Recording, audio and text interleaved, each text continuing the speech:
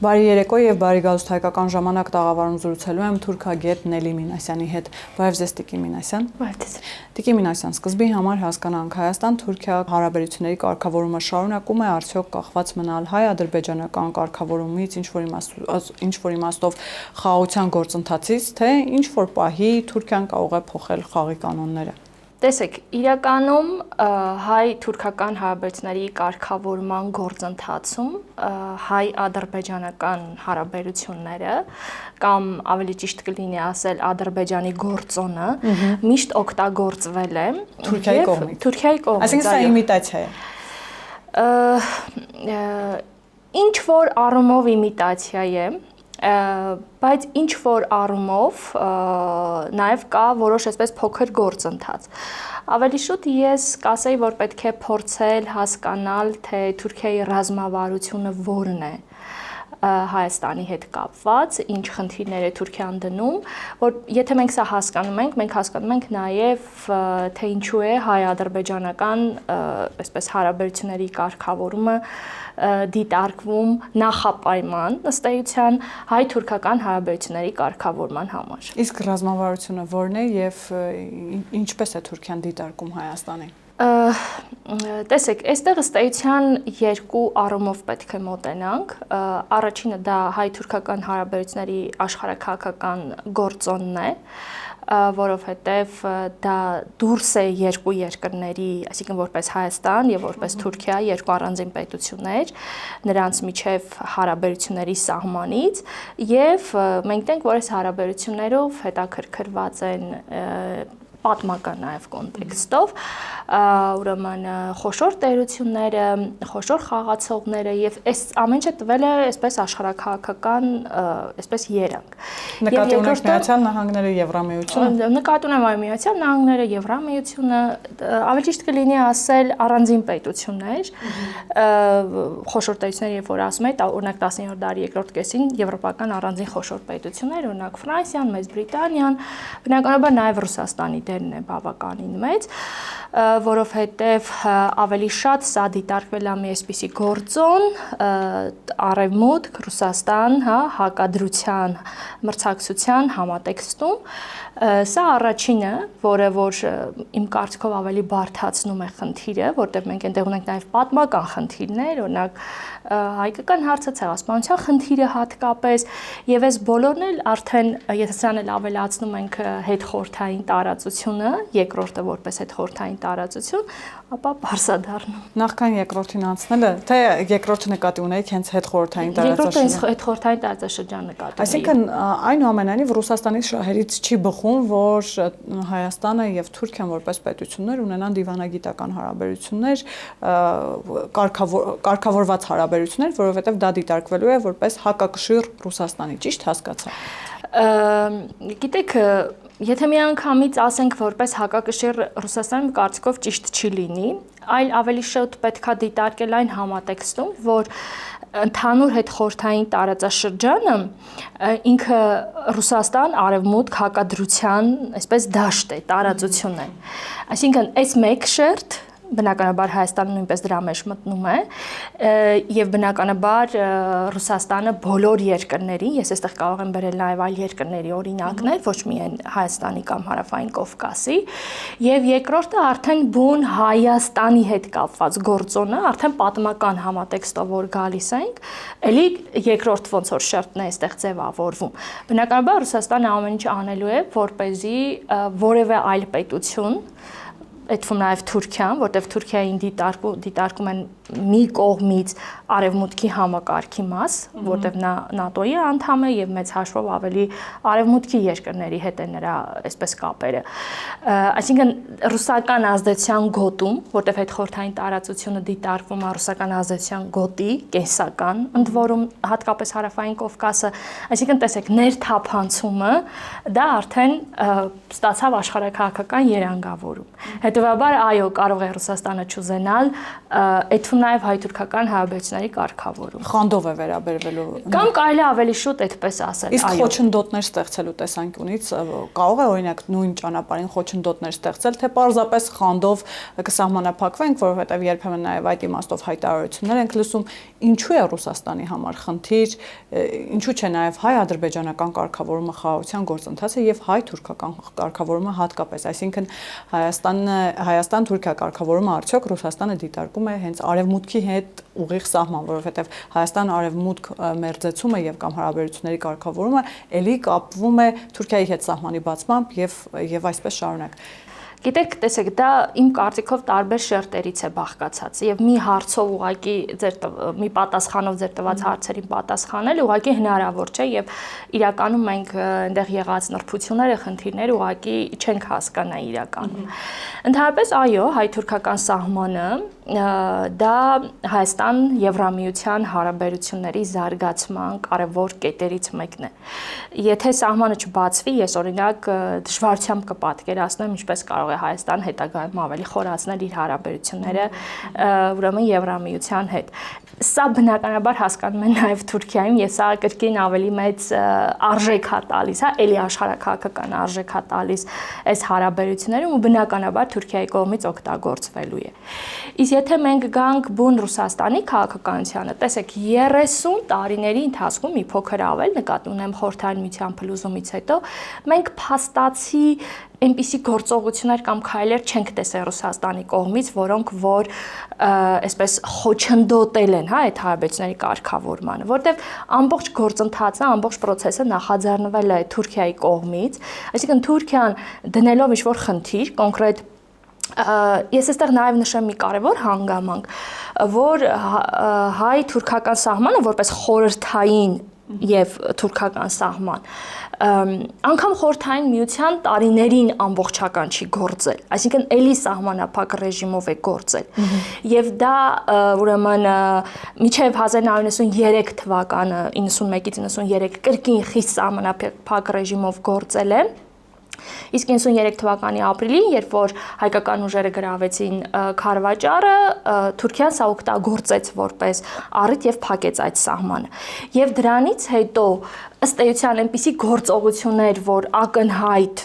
հա, որ անգամ վերլուծաբաներին հետազոտողներին թույլ կտային գալ այդ եզրակացության, այսինքն պնդեին, որ Ռուսաստանը խանգարում է այս հարաբերություններին, ես համենայն դեպս չեմ հանդիպել, չեմ կարող այդպիսի պնդումներ անել։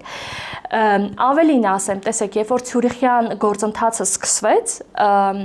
Ռուսաստանը կողմերից մեկն էր, որ համաձայն էր, որպեսզի հարաբերությունները կարգավորվեն, այսինքն այստեղ կար այդ աշխարհակահաղական համատեքստը, որ ես նշեցի սկզբում, այսինքն տեսեք, բոլոր խոշոր պետությունների միջև եղավ մի կոնսենսուս հայ-թուրքական հարաբերությունների կարգավորման հետ կապված, բայց կրկին Թուրքիան ամբողջը ուրեմն ձախողեց պայմանավորելով ինչ խնդիրներով։ Այսինքն այստեղ իմ կարծիքով Ռուսաստանը նաև շեշտը դնում է հենց աշխարհակահաղական այսպես խնդիրների վրա, շատ հասկանալով դրանից բխող Թուրքիայի այսպես ամբողջ քաղաքականությունը։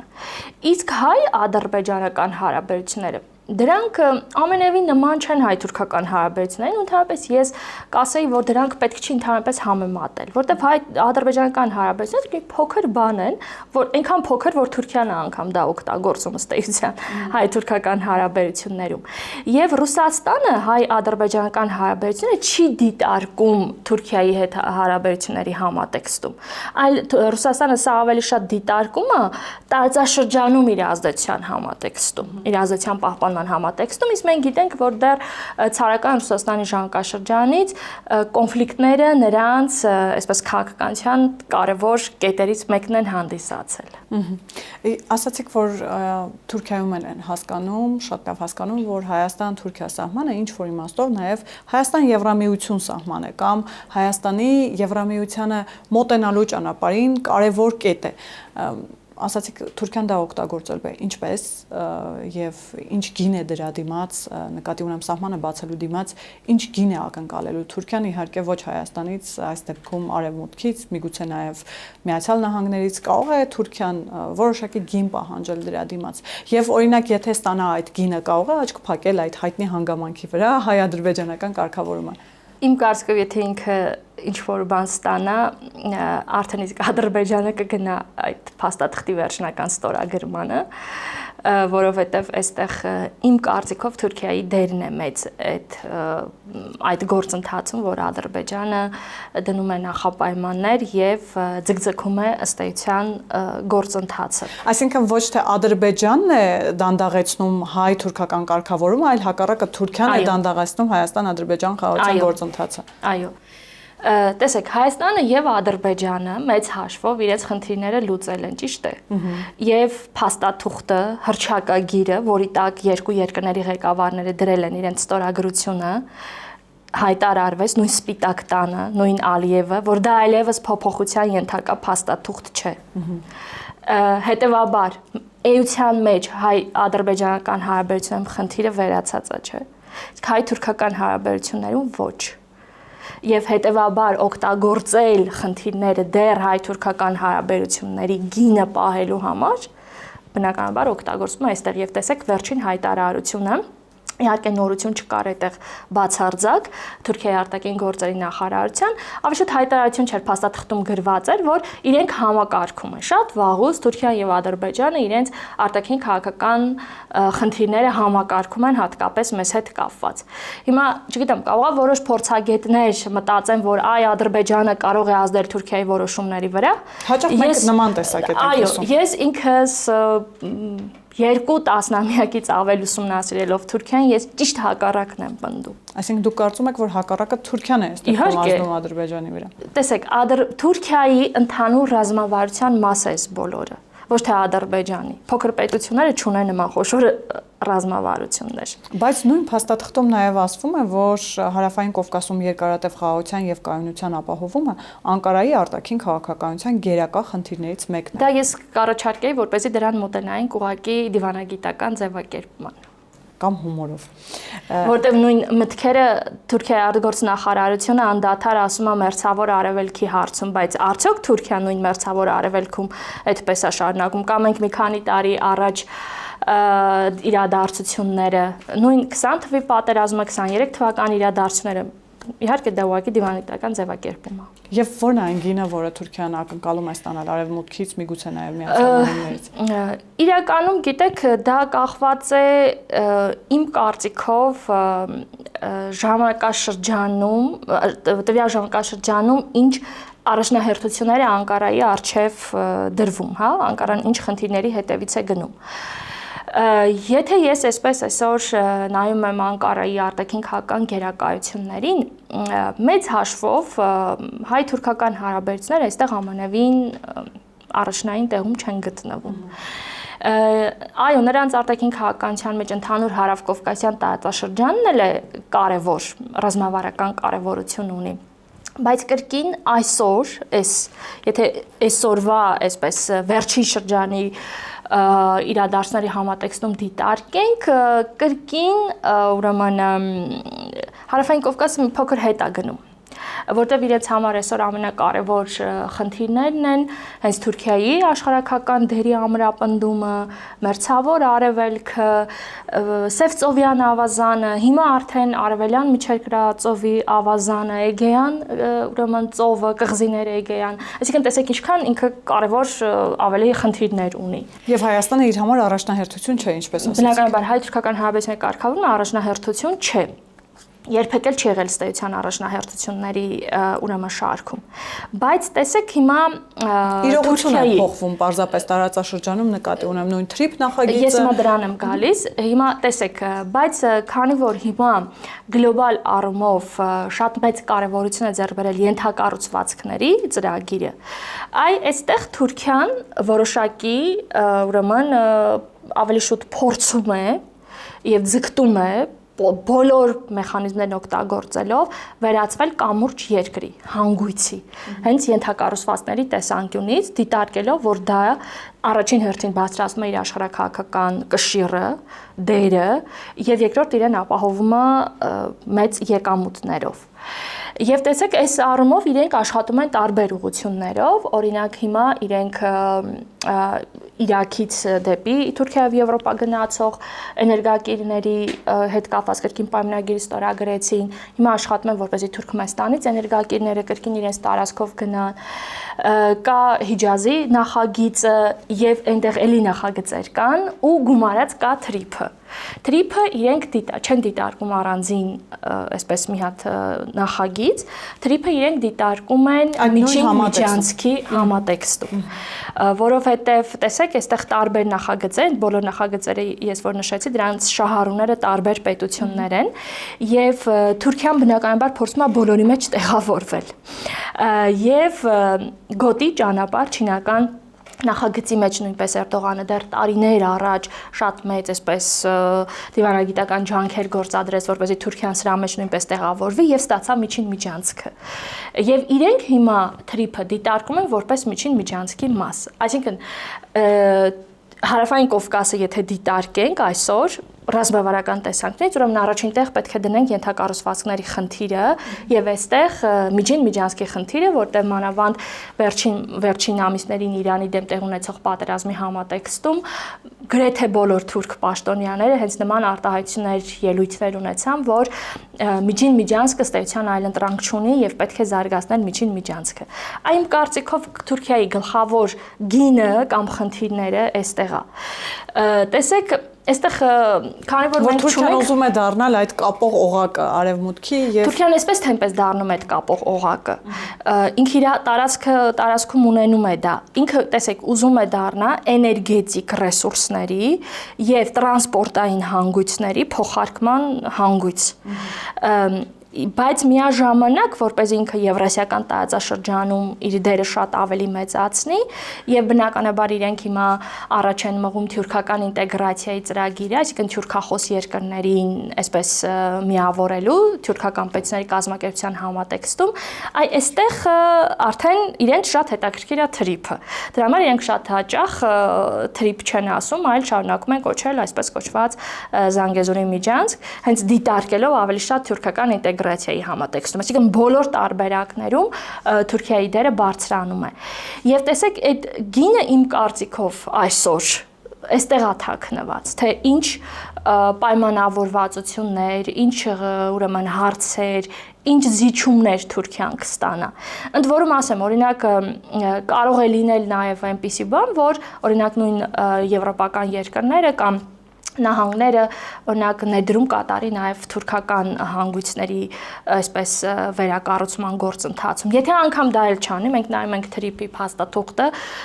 այստեղ կա հետևյալ ձևակերպումը, չէ, Ադրբեջանը անխոչնդոտ կապ է ստանում Նախիջևանի ինքնավար հանրապետության հետ։ Սա էլ արդեն բավարար է, որտեղ էության մեջ Թուրքիան անխոչնդոտ կապ է ստանում Ադրբեջանի հետ։ Նախիջևանի միջոցով, Նախիջևանի եւ Հայաստանի։ Եվ նաև Թուրքիայի տրանսպորտի նախարարի հայտարարությունը, օրերս արված հայտարարությանն եմ ուզում անդրադառնանք, որ Նախիջևանի սահմանին, Կարսը Նախիջևանի սահմանին կապող երկաթուղային նախագիծը բնութագրել է որպես Թուրքիայի, Հայաստանի եւ Ադրբեջանի միջև կապերի ամրապնդման ուղղված ներդրում, ասում է, որ շատ դրական են գնահատում, հայտարարել է, որ Կարս, Իգդիր, Արալակ, Դիլիջու երկաթուղու կառուցման նախագիծը կնպաստի 3 երկրների միջև երկաթուղային կապերի ամրապնդմանը։ Թուրքիան շատ շահագրգռված է սրանում, ըստ տրանսպորտի նախարարի։ Հիմա հասկանանք, սա հերթական հայտարարություն է, իմիտացիա, կամ Թուրքիան փորձում է ավելի կառուցողական երևալ այս հայտարարություններով արևմուտքի աչքերում, թե իսկապես այդ շահագրգռվածությունը արդեն կա, հաշվի առնելով նոր իրողությունը, որի մասին մենք խոսեցինք։ Չէ, իրենք շահագրգռված են, անշուշտ շահագրգռված են, որտեղ ես նշեցի, որ նրանց համար այսօր գերակայությունն է այդ հանգույցի վերածվելը, բայց նաև կա արևմուտքի գործոնը, այսինքն ամբողջը արևմուտքի գործոնով է պայմանավորված։ Եվ իրենք շատ լավ գիտեն, որ արևմուտքը պետք է ներդրումներ կատարի։ Եվ վարչապետը նախընտրական շրջանում խոսեց, որ նախաձեռնում են եւ հիմա արդեն աշխատանքներ են տանում Գյումրի, Ախուրիկ եւ Երասխի հատվածի երկաթուղու կառուցումը։ Նախ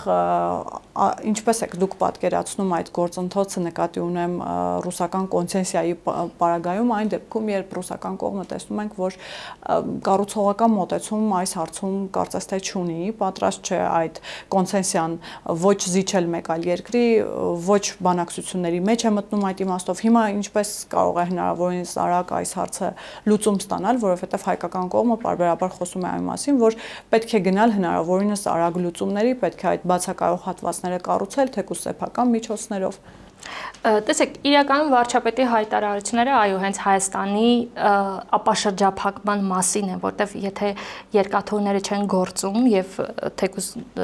դուք նշեցիք Ուրալօղրուի ուրեմն միտքը, այդ բոլորը եթե չի գործում, Հայաստանը չի ապաշրջափակվում, իսկ Հայաստանի գլխավոր խնդիրը ապաշրջափակումն է։ Այսինքն երկաթուղիները պետք է աշխատեն, բայց դեռ մենք մի հատ այսպես հակադրության ենք հանդիպում, որտեղ մեր երկաթուղիները մեր պետության վերահսկողության տակ չեն գտնվում կամ չեն պատկանում այնպիսի անձի, որը Հայաստանի Հանրապետության քաղաքացի է եւ կարելի է պետական գերական շահով ուրեմն պետականացնել։ Այստեղ բնականաբար խնդիրը շատ բարդանում է ու կրկին ավելի լուրջ այսպես երանգ է ստանում։ Բարդանում է հատկապես որ ռուսական կոնցեսիայի տակ է։ Կարծում եմ այո, որովհետև տեսեք, ըստ էության ամեն ինչ ավելի հեշտ կլիներ, եթե կոնցեսիա ունեցող պետությունը ընդառաջ գնար, կատարեր ներդրումներ եւ որոշակի, այսինքն աշխատանքներ կատարեր պետության հետ միասին, պետության հետ համագործակցության ուրեմն համատեքստում։ Բայց մենք դա չենք տեսնում եւ ես որքանով տեղյակ եմ, անգամ ռուսական ընկերությունը այս պահին ֆինանսական լուրջ խնդիրներ ունի։ Սրա մեջ կդնեն նաեւ բոլոր կողմերը ստեյցիան աշխարհական գործոններ, ազդեցության խնդիրներ եւ այլն, բայց իմ կարծիքով գլխավոր խնդիրը մնում է ներդրումները, որպեսզի այդ բոլորը իրականացվի, որտեղ կապ չունի դա ռուսական վերահսկողության տակ կմնա, բնականաբար ինչ որ սցենարներ մենք կարող ենք քննարկել, որտեղ Հայաստանը վաղթուշ պետքա վերցնի այդ ուրեմն կոնցեսիաները, թե Հայաստանը ինչ որ ճանապարհներով կվերցնի այդ կոնցեսիան, օրենքի շրջանակներում բնականաբար այդպիսի ուղիներ կան, մնում է գլխավոր խնդիրը ներդրումների հարցը, այստեղ խնդիրը, որտեղ երկաթուղու կառուցումը դա ուղղակի ինչ որ ճանապարհի ասֆալտապատում չի, դա շատ մեծ ուրեմն ֆինանսական ներդրումներ է պահանջում, բայց շատ ավելի կարևոր է ունենալ աշխատակիցներ, որովհետև Հայաստանը ունի այդ ռեսուրսը երկաթուղի կառուցելու, իմ կարծիքով չունի, եւ դա ոչ բոլոր պետությունները ունեն, այստեղ ինժեներական եւ այլ լուրջ բաներ ա պետք, աշխատանքներ ա պետք։ Ռուսաստանը ունի բնականաբար։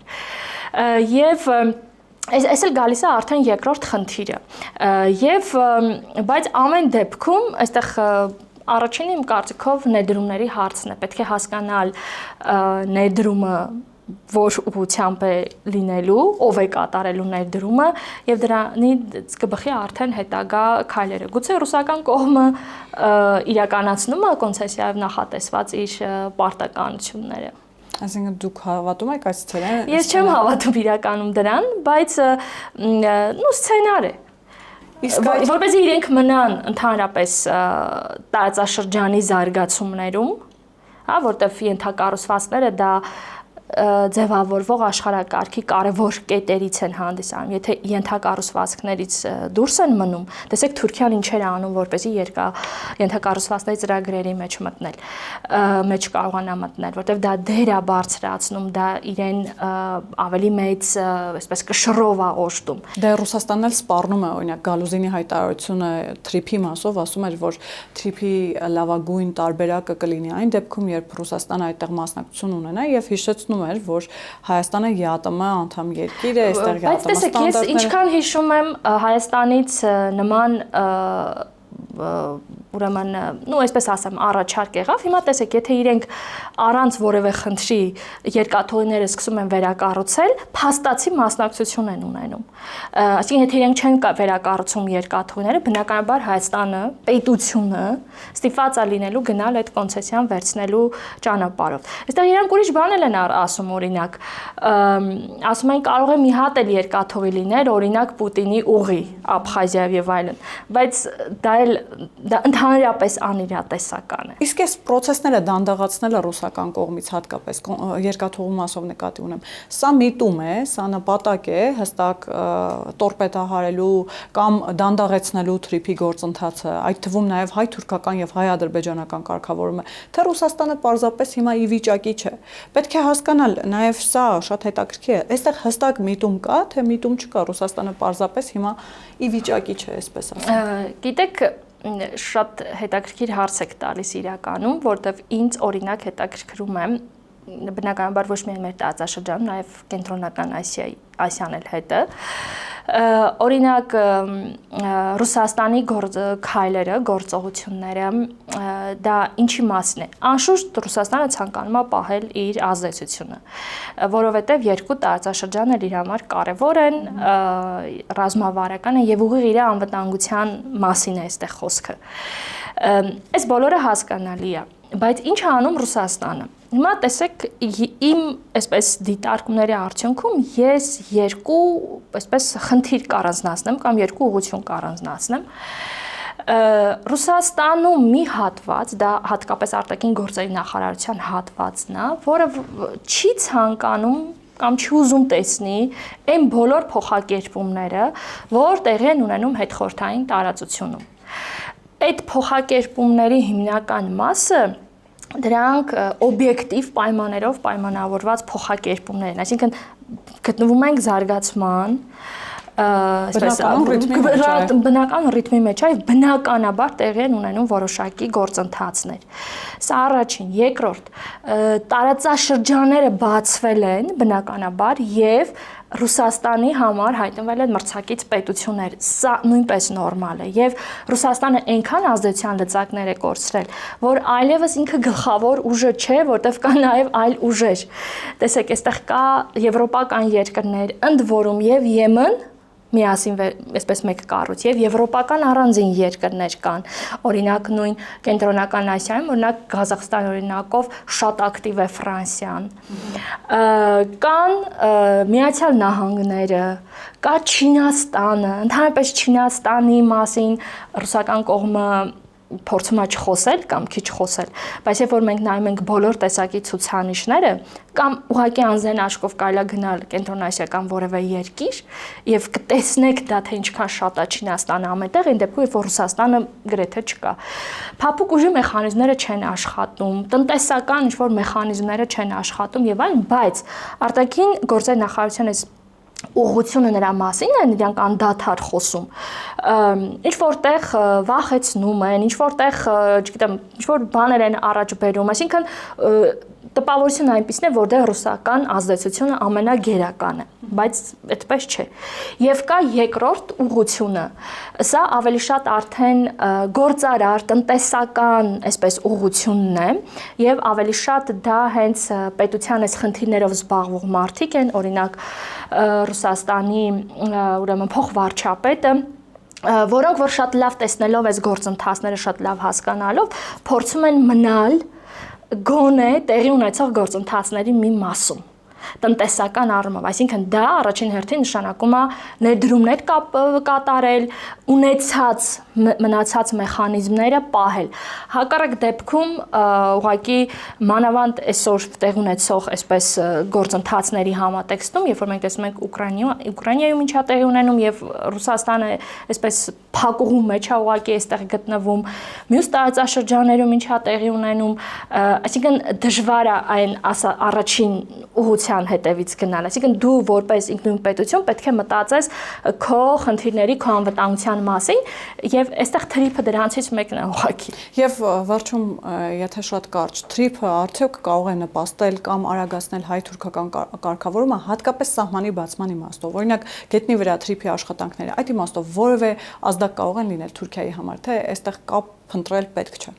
Իմ կարծիքով փնտրել պետք է, մանավանդ որ Թուրքիան դա դիտում է միջին միջանցքի մաս, Այո, որտեղ միջին միջանցքի հետ կապված Թուրքիան ամեն ինչ կանի, որ քայլ առաջ ծրագիրը ռեալիզացվի։ Գետնի վրա թրիփի աշխատանքների սկսվել է, այսինքն ուղիղ Ես կարծում եմ դա կարևոր ազդակ կլինի։ Մենք էլի չենք տեսնի հայ-թուրքական հարաբերությունների արագ կարգավորում, որտեղ գիտեք, ինձ համար հայ-թուրքական հարաբերությունների կարգավորումը դա գոնե այն Ցյուրիխյան երկու երկրների միջև հարաբերությունների հաստատման փաստաթղթի ստորագրումն է եւ Հայաստանում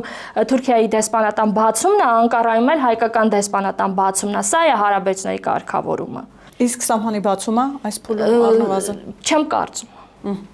Իսկ այո, թրիփը գետնի վրա աշխատանքները, ես կարծում եմ ամենամեծ մոտիվացիան կլինի այս ուղղությամբ։ Շնորհակալ եմ, Տիկին։ Շնորհակալ եմ։ Հիշեցնեմ, որ զրուցակիցս թուրքագետ Նելի Մինասյանն էր, կհանդիպենք։